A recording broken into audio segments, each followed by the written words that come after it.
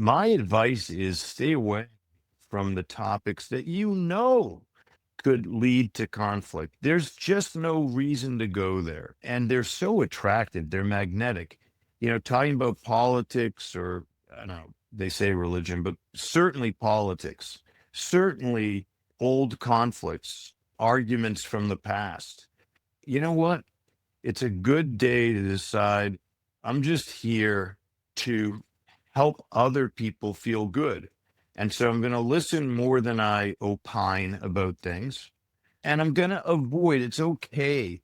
As much as I think we should talk about warm memories and encourage people to open their hearts, I think dancing around politics and past skirmishes is super smart. No need to go there. Go there another day, if at all. But you don't have to bring it to Christmas or Hanukkah or New Year's.